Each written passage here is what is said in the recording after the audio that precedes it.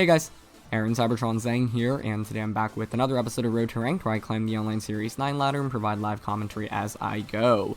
I'm actually currently on vacation, but I did end up bringing my recording equipment with me, and I figured that if I ever had any downtime, it might be fun to make a video or two. And yeah, I actually had some downtime today, so figured it would be a great time to get some content out. So yeah, it's really nice to definitely take some time away and relax a little bit. I'll be fully back next Monday, but until then, if you want to watch content, this would be a great time to catch up on some of the old Road to Ranks. But today we're trying out a really interesting team that was sent in to me by Jamie Boyt, who has been a really excellent player from Europe.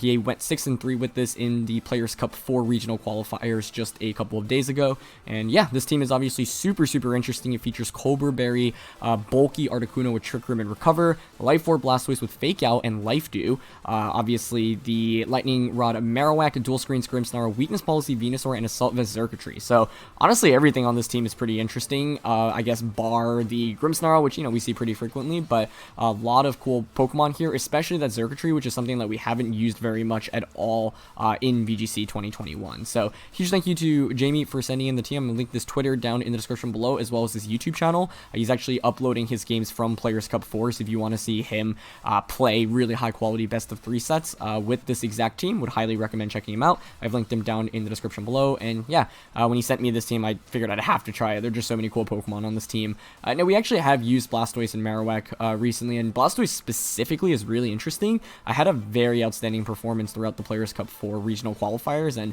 honestly, it's something I think that I personally slept on a little bit, even after trying it out, and is able to perform at a very high level. Life Dew specifically is a move that I don't think I've seen or used since maybe Lapras in early VGC 2020, so that in particular is interesting. But yeah, just a lot of cool components here, especially in this bulky Cobra Berry Articuno. I think most people think Articuno is pretty weak because obviously Dark Urshifu is quite a problem, but the Cobra actually allows you to survive, and it is quite a bulky set, so you can actually last in the field for a while, and if you're able to actually knock out those Dark type Pokemon, it can actually be a little bit difficult to knock out Articuno, especially because you have Marowak with that Lightning Rod. Lightning Rod's really valuable here in protecting both the Articuno and the Blastoise, and can even synergize a little bit with Xurkitree, where you're free to just click discharge a bunch. So yeah, huge thank you to Jamie for the team, and thank you to you all as always for watching. If you enjoy, please show your support by leaving a like on the video. I'd really appreciate it. And yeah, let's just get started. Okay, first game of the day. Let's see what we got. The cool thing about this team is that, like, everything is fun to use, so no matter what Pokemon we end up choosing, it should be a good time. But it is going to be Clef Dragapult. I think that's like the scariest combo in terms of duos for my opponent's team, because you can obviously go for like Follow Me plus Dragon Dance, which is definitely a little bit scary. So they don't have Fake Out other than Rillaboom. I feel like it's relatively easy to set up screens here, so I like Grimmsnarl here. I think just screens lasting a long time is very valuable here. I think it's a really interesting route to like go Trick Room. Like, we can go Grimmsnarl Articuno for... I guess the problem with Grim Articuno is I don't know if, like, Life Orb Helping Hand Phantasm KOs Articuno through Reflect. I suspect that it might. We don't have any Ghost Resists either, which is a little bit scary. And we obviously have Colbur. I don't know. I just think, like, Dragapult's such a strong option for my opponent in the early game. So I have to try to weather the storm. If we can weather the storm, we'll be in really good shape.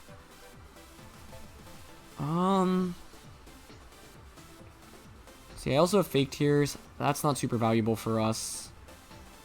Venusaur Sleep Powder, obviously. Could even max Venu. I think I'm going to try out Grim Articuno, Marowak. And for the last one, I like Venusaur here. Xurkitree is also pretty interesting, actually, especially because it has the Assault Vest. But I guess I doesn't feel like it does that much damage. Whereas, like, the special attackers of my opponent's team, like, you know, yeah, maybe we can take some damage. Although I guess now that I'm recalling the Xurkitree sped, it does have like max HP, nearly max defense, so it could be interesting solely to like be as a switch in. And yeah, they go with Dragapult plus Clefairy. Okay. Yeah, I mean, I definitely want to Reflect. I just think Clefairy goes for Helping Hand here. But I guess the question is, like, do I switch in Venusaur? Definitely want to start off the game with the Reflect. The thing that's really interesting here is if Articuno does survive, there's no way it does if they have Helping Hand and their Life Orb, right? I'm also just nervous about Follow Me plus Dragon Dance, so I could punish that. You know what? I think I'm just going to go Reflect Trick from turn 1. We'll see what they end up going for. If they Greed and Dragon Dance, okay. Looks like that's what they're opting for. This is pretty good then. Yeah. So this was like a little bit risky turn 1, but I figured, you know, like with Articuno out, Dragapult probably feels super safe to Dragon Dance. So obviously this is pretty solid for us. The question is where we want to go from here, because I still need to knock out the Clefairy, and ideally, once we KO Clefairy, we can bring in the Marowak, and Marowak can just, you know, one-shot almost everything on my opponent's team. So here, you know, I like going for Fake Tears on a Clefairy, and probably just Freezing Glare. I guess the only problem is that Clefairy could protect in this position. If you're my opponent, then you probably want to just Phantasm the Articuno right now. Don't love switching in either of these. So, yeah, I think I'm going to go Fake Tears into Clefairy and Freezing Glare. Then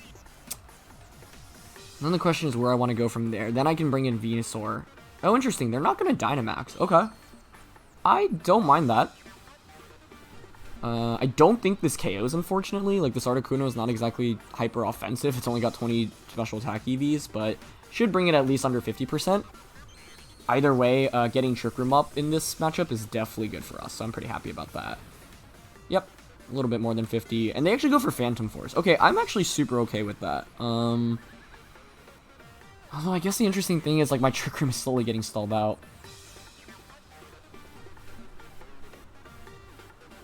Does +1 Phantom Force KO through Reflect? I would think so.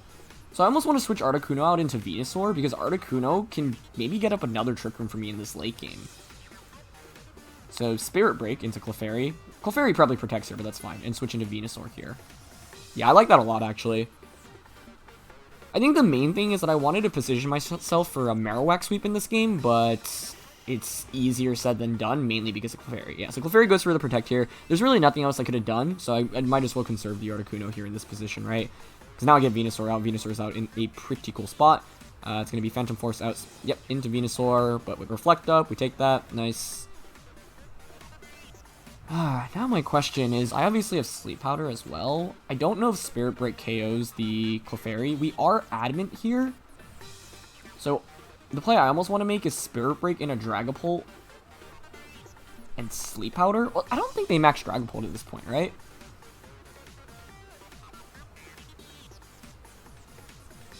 I'd like Spirit Break and Sleep Powder in a Dragapult. It's just, I guess, Dragapult could protect in this position, but I don't think Clefairy is really doing anything. And, okay, they go for Follow Me. Yeah, that's fine. If we KO Clefairy and hit the Sleep Powder onto the Dragapult, we're in really good a really, really good spot. Oh, Clef does hang on, though. Okay, that's fine. Sleep Powder connects, which is nice. And now this gets really interesting, right? Because Dragapult go for another Phantom Force. Okay, they go for Fly this time around. Trick Room is just being stalled out, which I'm not the biggest fan of. It's my last turn already. Fly is going to hurt. It's going to KO the Venusaur. I can obviously Light Screen here, but I honestly want Clefairy on the field, right? Because ideally I get another Trick Room up in this game. The thing is, they can max Dragapult this next turn. So maybe it was better to just try to knock out the Clefairy there, but yeah, I don't mind it too much. Okay, yeah, I think we're gonna Light Screen here. Light Screen, and I will just Earth Power. I don't want to KO Clefairy here, because I want to get a free switch in and deny them a free switch in. But they actually switch Clef out. Okay, so actually, that's, oh, okay, into Rillaboom. Yeah, that makes a lot of sense. So we'll have Reflect up, but the problem still is they have that plus, this attack boost, right? Yeah, Dragapult in general, just with the... It almost makes me wonder if the play is to max Grimmsnarl in this game. As wild as that seems. Yeah, switching a Rillaboom there's a little bit risky, because if I click Sludge Bomb into Clefairy, they would have taken a ton of damage, but ends up working out for them. So, let's see.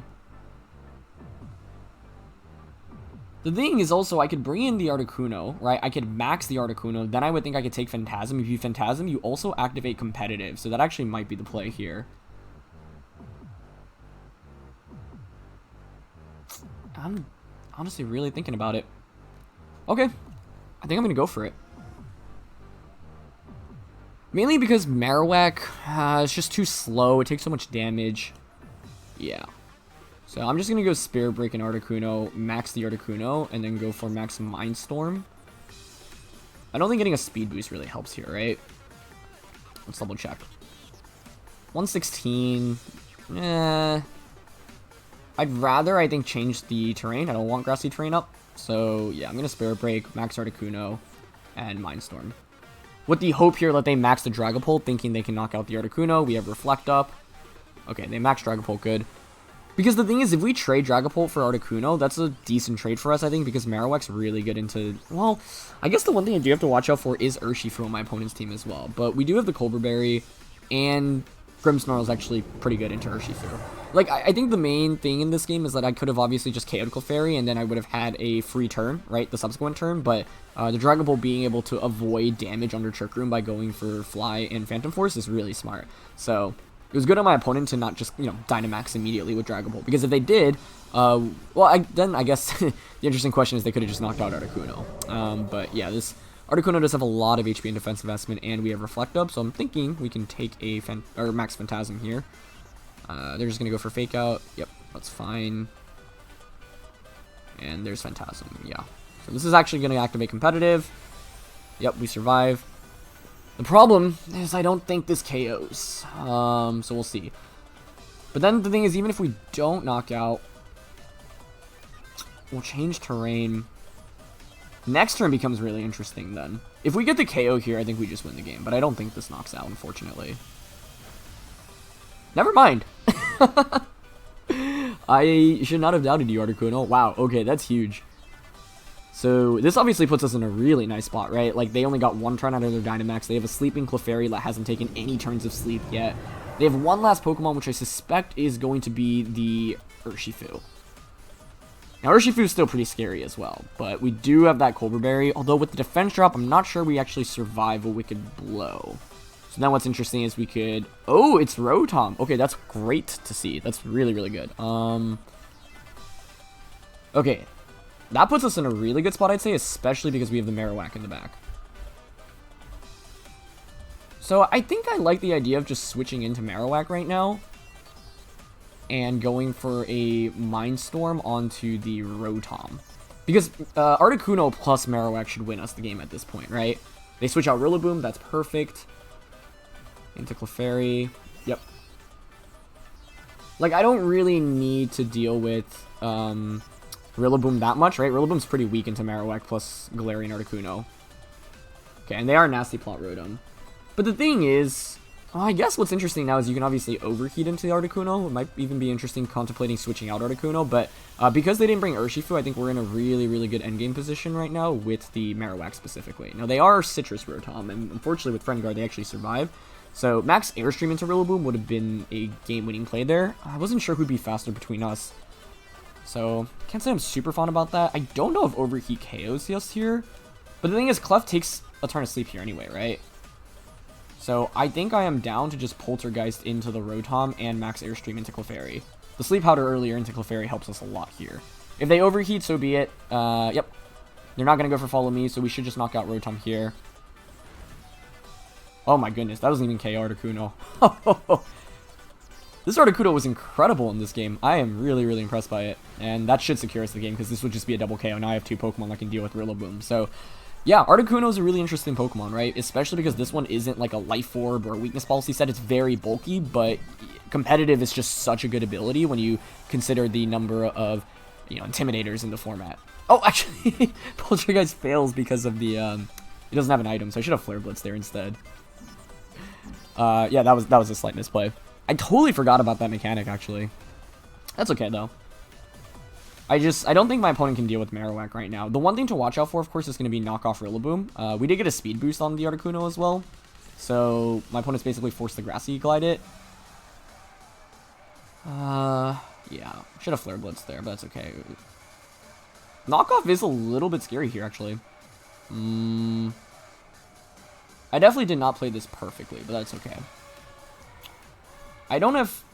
You would think Rillaboom is going to just go for Fake Out here. If we knock out Rillaboom, we should win the game, right? So I'm just going to Flare Blitz into the Rillaboom and recover here. Because if they don't Fake Out or Glide into Articuno, we'll heal back up, and if you Fake Out or Glide into it, that means your Rotom can't do anything. Like, my opponent's Rotom can't really beat Marowak that easily, right? That's one of the upsides of Marowak, actually. It's super good into Rotom. They actually protect Rotom, which is even better, so nice. I think Flare Blitz probably would have gotten the knockout onto Rotom. They actually don't go for a Fake Out or Glide as well, so Articuno now should win the game. That's the other really cool thing about Recover Articuno. Okay, so they do have knockoff, yeah. But that's fine. Like, that's why Recover actually covers for pretty much every option that my opponent could go for in that position. So while we lose the Thick Club, like, it's still totally okay, because at this point, my opponent should not really have a way to deal with the Articuno. Yeah, so Marowak faints, now get a free switch in back out into the Grimmsnarl, and that's perfect. Because with Grim, a Spirit Break should knock out the Rillaboom, I would think. I guess the question is, like, do I want... Oh, we have Cobra Berry, actually, so we really don't need to worry about Rillaboom now. Yeah. But this game could have been a lot cleaner on my end, in my opinion. Like, I don't love how I played this. I made a bunch of misplays. Like, I think it was probably better to just have gone for the knockout onto the Clefairy rather than Sleep Powder. Although the thing is, I don't know, if like Spirit Break gets the KO and Dragapult maxes and we hit Sleep Powder, like that's a game-winning play as well. Obviously going for Poltergeist on a Rotom after it had consumed Citrus Berry was a misplay. I'm assuming Flare Blitz would KO. That would have been our only other option. They're going to go for Glide here. Yeah, it's not going to KO. But correct play to go for, because if they get the crit there, they would win the game. So, this is what I mean, right? You always want to mitigate, like, the amount of bad luck that can happen, and in this game, like, we could have lost to a crit because I didn't play perfectly. So, yeah. We'll end up getting the win here, but definitely doesn't feel like... I don't know, I'm not, like, super pleased about it, but Articuno was really impressive. I didn't expect it to be the carry of this team, or of this game specifically. Because mainly, I think you often do use it for setup, but that's the thing, right? Like, if you're able to tank an attack and you have competitive active, especially with Fake Tears from Grimmsnarl, ends up being a really viable max option. So, yeah, couldn't have asked for a better game with Articuno there. Super pleased about it. And we can actually check our opponent's teams. Let's see. It was really big, by the way, that, yeah, so they didn't have Protect on this thing. It was really big that they did not bring out the Urshifu, because I think, oh, it was Water Urshifu in the end. Okay. Well, that still would have caused us some issues, right? Maybe even more so than Dark Urshifu, because we had the Marowak. And because we have Cobra Berry. So, yeah, it was AB Rillaboom. Super close game. Getting Recover off was really nice, but I think we kind of checkmated our opponent with the Articuno and Marowak combo, because if Rillaboom protects there, well, then Articuno heals up. If Rillaboom goes for Fake Out or Glide onto the Articuno, then Flare Blitz knocks out the Rillaboom, and it's 2v1. We should win the 2v1. So I think we kind of pinned our opponent there. The only scary thing was getting crit by Grassy Glide there in the very end. But fortunately, no crit, and we end up getting the win. So really fun game with Articuno there. Okay, getting into this next match. Regidrago, Gothitelle, Urshifu, Rillaboom, and Glastrier. So, Goth plus Aleki has been a really dominant combo, right? But Marowak is probably one of the best answers to that. So, having Marowak here is really good for us. I think just setting up screens with Grimmsnarl is valuable. I just wonder if my opponent leads Gothitelle Aleki anyway, even though I have Marowak. We have so many interesting Pokemon on this team, so there's like so much we can do, and that's always really fun. I'm just a little bit hesitant in going Grim Articuno as the lead here, just because of the fact that if we get trapped in, Articuno just faints. Honestly, I kind of like Grim Marowak here. Marowak just does so much damage across the board. And in the back, who do I want? Life Dew Blastoise is really interesting. I don't love Venusaur here, mainly because of Glastrier, which I think is my opponent's probable best max option, which is why I kind of want to play towards a Marowak. This Blastoise is really interesting if you don't max it, because you're only relying on Hydro Cannon and Ice Beam for damage. I think Articuno definitely comes out here. So then it's Xurkitree, Venusaur, Blastoise. Blastoise does not feel great here. I think it's probably Venusaur for Sludge Bomb and Sleep Powder pressure. Xurkitree is AV? It's actually kind of compelling, I guess. You know what? I'm going to give Xurkitree a shot here. I think it could certainly work, so we'll see. I don't know. I think maybe Articuno plus Marowak is actually the best lead here. It's just that I love getting screens up, and the thing is, the only thing that I'm nervous of is Gothitelle plus something that's really hyper offensive, right? When you see Gothitelle, especially in this format, you want to just deal with it as quickly as possible. So they're going to go with God plus Galarian. Wow, okay, perfect. This is exactly why I did not want to lead Articuno, right? So now it's like, what do you actually do if you're my opponent? Right? Like, Galareki's in such a bad spot. It's in such a bad spot. The question is what I want to do with Marowak, because I don't know if I necessarily want to max yet. If you're my opponent, I think switching Galarian out into Urshifu would make a lot of sense, and then protect Gothitelle, maybe? Okay, I'm down to Spirit Break and Flare Blitz into the Galarian slot. That covers for any switch out option. I guess you could... Yeah, okay, they just go for Fake Out, that's fine. What's Galarian going for? Just an Electro Whip. Okay, that's fine. This is smart by my opponent, though, right? I think they just realized, well, this lead does not work out for me. I'm just going to try to get a free switch in right now. But I'm pretty content about our position right now. We'll even one-shot the Galarian here. I went for Flare Blitz because I didn't want to miss, but I guess the downside is we do take a sizable amount of recoil damage. That being said, you know, we still have screens pressure, and I still have offensive options in the back as well. There is, I mean, that turn, like, there is enough debate about whether or not it's just worth maxing Marowak, because I could have just gone max Phantasm, and then we would have taken no recoil damage. It's probably worth to max there, honestly. Let's see if they bring out Urshifu. No, they bring out Regidrago. Okay. Well, this is definitely a free light screen right now.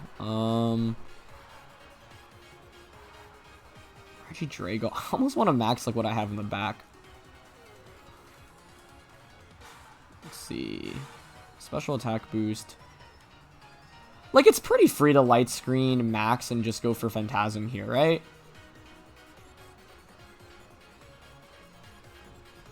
I think I'm content with that.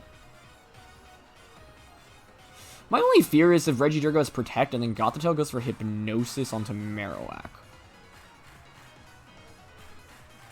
Hypnosis actually scares me a lot here. I'm not going to lie. So I think I'm going to Light Screen and Poltergeist here, because I think if my opponent's best way of coming back right now is actually via Hypnosis. So I want to play around that. Okay, they go for Dragon Energy, that's fine. We also obviously could have just maxed and then Phantasm Gothitelle last turn. That may have been better.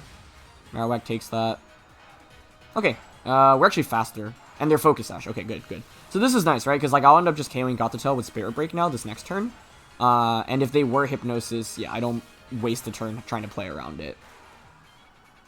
And they Trick Room, actually, which I'm totally okay with as well. Like, this team likes having Trick Room up, so I'm actually very happy about that.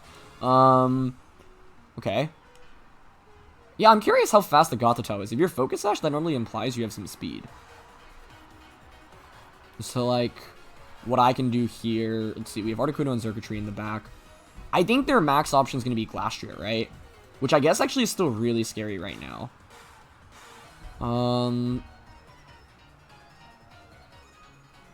Yeah, Glastrier is still going to be a problem. That makes sense why they set up Trick Room then. But I didn't have counterplay to that. So I'm going to just Spirit Break Drago right now, I think. And Blitz into Gothitelle. Okay, we'll get Spirit Break off. So much damage, and it gets a special attack drop, and we have Light Screen, so all of that adds up so well for us. Yeah, we just KO Gothitelle now. So the problem is now I have to deal with the potential sweep from Glastrier, right? But I think we can stall out its Dynamax decently well, and I have Fake Tears, right? I can just Fake Tears Glastrier 3 times. I don't even know if this KOs the Marowak. Let's see. That did nothing. Nice job, Marowak. It's got to be Glastrier as my opponent's last one. So let's see. Yep, okay. That makes sense. This turn's interesting. Because, like, if you're my opponent, you could Hailstorm or Quake the Marowak slot. I obviously have Reflect. Pretty easy to force this into be a 4v1 pretty quickly. We do have the speed drop here on Grimmsnarl. I think I like setting up Reflect. I don't think I really need to worry about this thing right now. It's just the... Wait, how many turns of Trick Room are left, actually? 3. It's just whether or not they end up Hailstorming, because I almost want to Reflect and then switch out Marowak here into Articuno.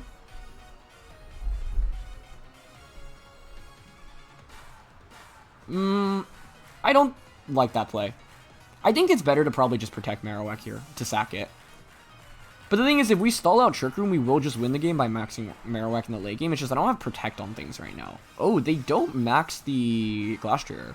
Is it Swords Dance then? They do correctly go for Icicle Crash. Okay. Let's see if this KOs with Reflect. Oh. Get crit. That's really bad news for us. Okay. That was like the worst time to get crit, especially since we set up a Reflect, but that's okay. Like that's why I think I should have just stayed in with Marowak.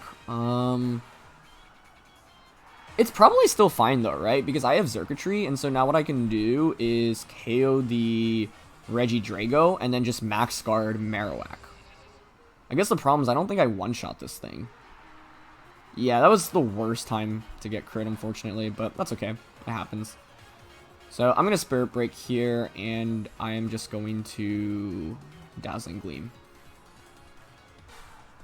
I think the problem is Max Flare is not going to KO Dynamax Glastrier. So then it's like Max Flare and 2 Spirit Breaks. The other approach obviously is I could have just sacked the Marowak there, but I don't know. Like Dragon Energy does so little damage, so I really think if they don't crit there, Articuno should survive the turn. If Articuno survives the turn, that should just be the game. This Articuno is 252 HP, 188 defense. So it's super, super bulky. So, I don't know. I do think, like, yeah, most of the time there, we should survive with Articuno. And if Articuno survives, like, I don't think my opponent can come back. So, I don't know. Okay, they actually Steel Spike. I'm fine with that. It does give them another boost. So then this next turn becomes really interesting, right? Because do you target the Marowak slot? I guess the other thing is I'm playing assuming right now that they are max speed, or sorry, min speed on Glastrier, but if Glastrier actually has like some speed investment, that could get really scary. Steel Spike also typically implies that they are Assault Vest. So the thing is, this next turn it's obviously really easy to just max Marowak and max guard, but like I could see my opponent trying to read into it and just target Marowak. However, if I like miscall it, it's just whether or not Max Flare one-shots. I don't think it does. Yeah, I don't think it does. So I do think like this turn comes down to whether or not... Oh, especially... Never mind. They have a defense boost, right? So it's definitely not KOing. Yeah. So with the defense boost then, yeah, the big thing here is basically, do you target Marowak? The answer is no, right? You always target... No, the answer... Do you target Marowak here? I would target Marowak.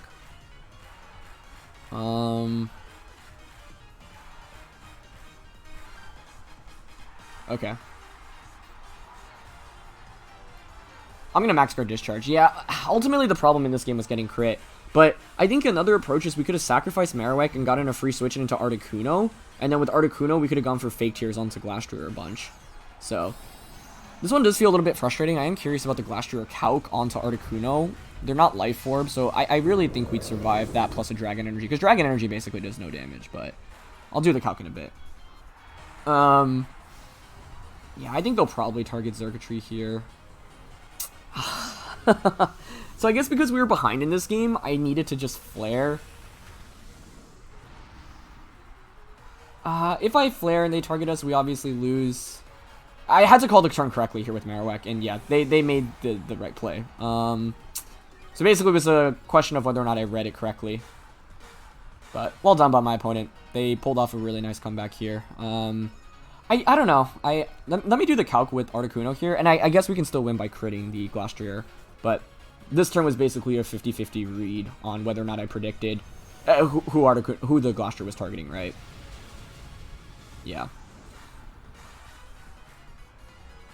So, Glastrier Icicle Crash into Galarian Articuno with 252 HP and 188 defense with Reflect being up. Like, my opponent also played really well in this endgame to win, right? So, kudos to them. Yeah, max attack, Glastrier, with Reflect being up, does 67 to... Oh, wait, I don't have defense EVs here. It does 54 to 65%, so... Yeah, I think without the crit, we had that. The question is basically whether or not I could have played around the crit. The answer is then... I don't love staying in with Marowak there, though, because if I do, and I give the Glastrier an attack boost, like, the whole point of switching in was to deny a boost, and I figured, like, the only way, because if you go for Quake and I switch in Xurkitree, or, Xurkitree might still faint, right? So the idea was, hey, I do risk, like, Articuno, getting hit by an Ice-type attack. Let's see, if that's a max move, does that even KO? No. Max Hailstorm, actually, with that Articuno spread, never KOs. It does 83 to 98%. So the main thing there is that, like, they got to snowball really quickly. But at the same time, like, my opponent actually played that endgame perfectly. They had to make every single play they did, basically, to win the game. And so they had really, really good target selection. They didn't go for, like, max Quake onto Marowak. The decision not to max Glastrier one turn was also really smart, and then they also made the correct target there in the end. So that kind of game is definitely a little bit frustrating, because even with, you know, the crit, we definitely could have won if I just called the last turn correctly. But that is basically, like, a read, right? Like, if I end up reading into them targeting Xurkitree, and I flare, then I win, but if not, then I lose. Like, because I'm not going to win the game with Xurkitree against Glastrier in that position. So that was the turn where my opponent had to call correctly, and they did. It does feel like Marowak is the obvious target there, right? And so me max guarding feels like the obvious play, and they were basically one step ahead there. But I do think the switch out is correct there, right? Like, even though we got crit, and I was like, you know, I'm not sure about it. Most of the time, that turn should work out for us, and it should actually just be a game-winning turn, because if you don't get that knockout, that's already one turn of your max over. It also means I get to just knock out the... Because Dragon Energy does so little damage at that point. It also means that I can force it to be a 3v1. So, yeah. Either way, okay, last match here, and this looks like the ranked number 1 Marowak team we actually had featured a while back.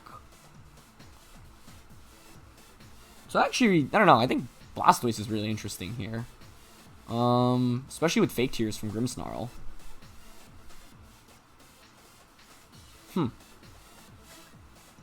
Or maybe it's Venusaur, because we have policy on this thing. You know what? I'm actually kind of intrigued by that. Grim Venu? What do I want on the back? I think Articuno is actually decent here. Although, actually, because I have Articuno, are they really going to bring Landorus? Probably not, right? Like, I would expect them to go Grimmsnarl plus something.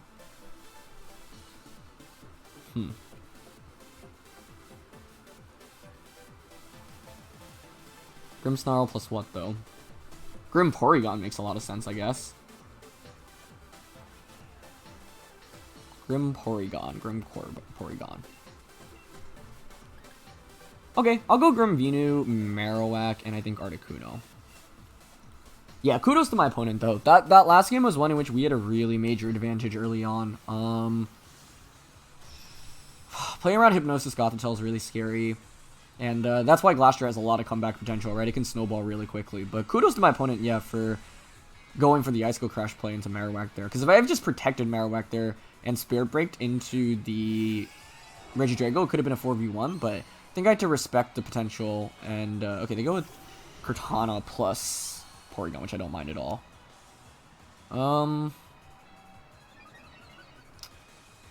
Pretty easy to reflect here, obviously. Kartana's in a pretty weird spot. Like, I don't know, I like Reflect, and... I don't love maxing here. I think I like Reflect Sleep Powder turn 1. Because if I Vine Lash, like, Porygon's gonna survive. Kartana doesn't even take Vine Lash damage, and so, yeah, I think Sleep Powder is the best here. We get Reflect up. If Kartana maxes and Airstreams, that would be ideal. I'd love to see Kartana max here. I think that benefits us. But if I'm my opponent, I'd have Marowak in the back to deal with my Venusaur.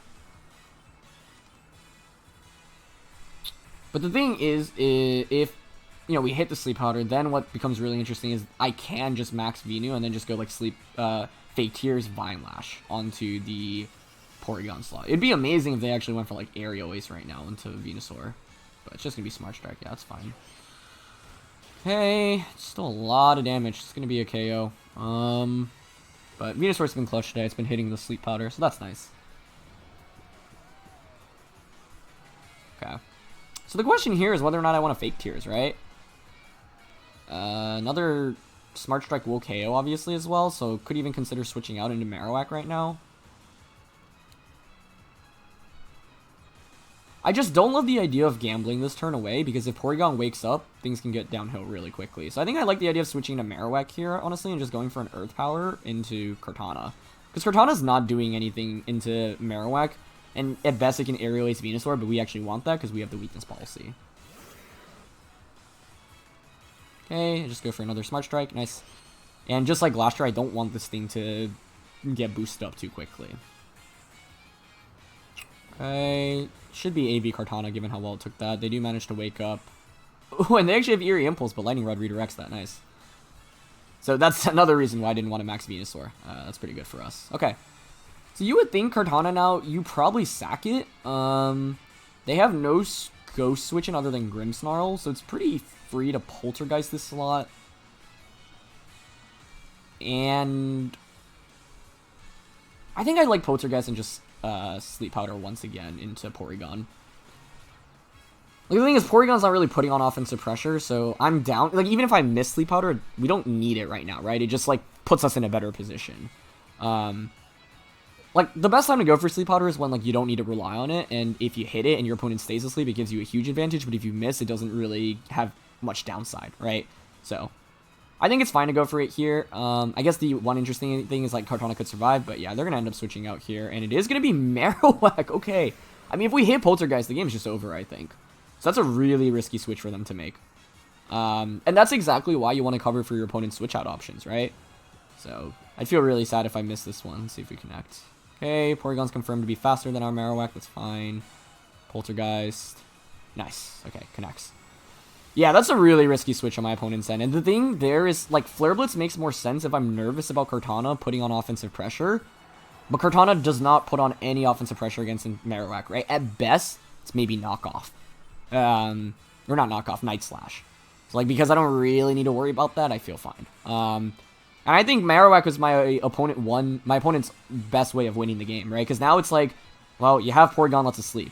You have Kartana. Neither of these are really doing too much. I still have Reflect Up, which is great as well. And I'm still full HP, right? So it's as good as it gets, basically.